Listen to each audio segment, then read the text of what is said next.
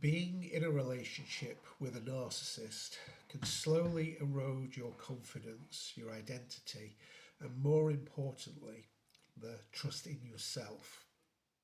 And often people don't realise how deeply affected they've become until they feel emotionally exhausted, anxious, confused, or unable to make decisions without fear. The longer you've been in that relationship, the more time that person has had to shape how you think, how you feel, and how you see yourself. So, my name's Rick Cardwell. I'm a psychodynamic counsellor and therapist, and I work with relationships, couples, and specialise in those areas. So, today I want to talk directly to those of you who are currently in that situation, especially if a part of you already knows that you want to break free. Because healing starts the moment you begin trusting yourself again. Healthy relationships are built on honesty, communication, openness, and mutual respect. In healthy relationships, both people encourage each other to grow. You support one another emotionally. You celebrate each other's strengths, you work as a team, but narcissistic relationships work very differently. A narcissistic person often wants the relationship to revolve around them. They want control, they want superiority, and they don't usually see relationships as partnerships. Instead, they often see themselves as being above other people.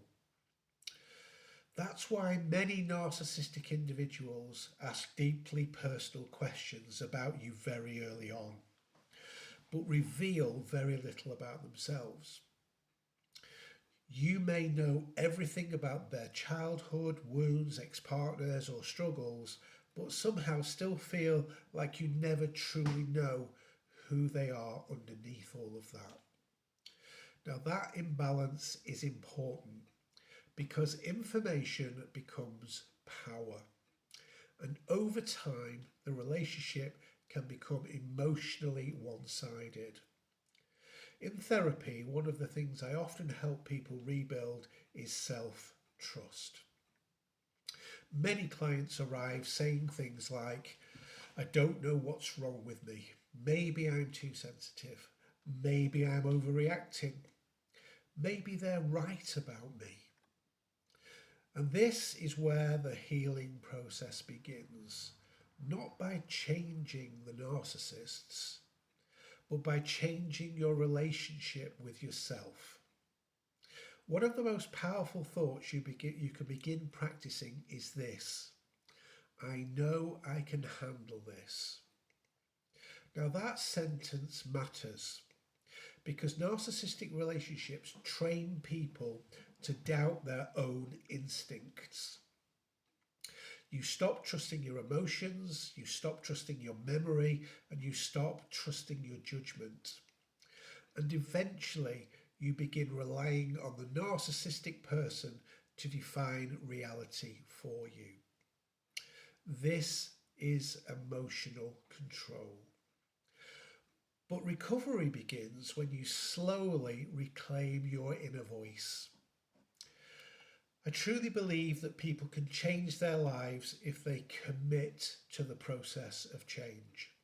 And part of that process is learning to trust your own strength again. Because when you begin trusting yourself, you become empowered. And that's empowerment is dangerous to control people. A narcissistic person does not want you to become emotionally strong and independent. Well, you can ask why. Because confident people are harder to control. People who trust themselves are less vulnerable to manipulation. And this is why narcissistic individuals often criticize, belittle, dismiss, or undermine the people closest to them. Not because you are weak, but because your strength threatens their sense of control. Think about that for a moment. Healthy people want to see you thrive. Controlling people want to see you dependent. There's a huge difference. One of the hardest truths to accept is this: you will probably never change the mind of a narcissist. You can explain yourself perfectly, you can stay calm, you can prove your point, you can cry, you can beg, you can defend yourself for hours. And still, they may twist the conversation, deny reality, or make themselves the victim. That's because many narcissistic individuals are not searching for understanding, they are searching for control. And once you understand that, you stop wasting emotional energy trying to win the impossible arguments. It's not worth arguing endlessly with someone who is committed to misunderstanding you. Instead, the real work becomes changing your mind about yourself. That is where your freedom begins. Now, I want to be really honest here. Breaking free emotionally is very uncomfortable. It requires courage and it requires consistency. And sometimes it requires grieving the relationship that you hoped you had, because many people are not just attached to the person, the narcissist, they're attached to the hope that the person will eventually change. But real healing starts when you stop waiting for permission to value yourself. One of the most powerful shifts happens when you stop absorbing their opinions as facts. For example, instead of thinking, maybe I am useless, you begin saying, they're entitled to their opinion, but I don't have to accept that is what I believe. That is emotional separation. That is psychological strength. And sometimes one of the most powerful phrases you can say to a narcissist is, I don't care. No, I don't mean this aggressively, I mean emotionally. For example, I don't care if you think I'm stupid, I know I'm not stupid. Or, I don't care if you dislike my friends, I value those friendships.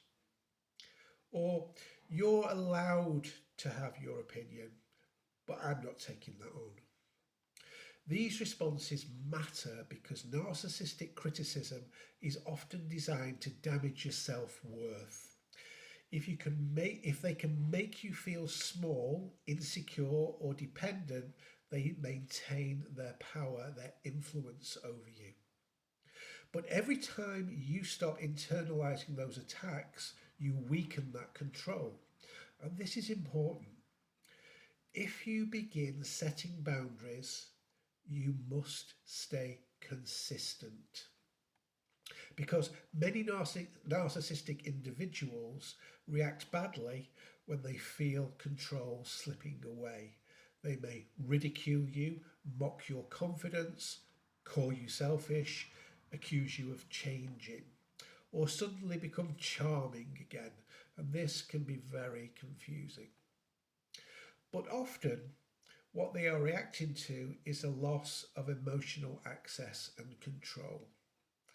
And if you repeatedly go back after setting boundaries, it can reinforce their belief that they still have complete power over you. That is why support matters.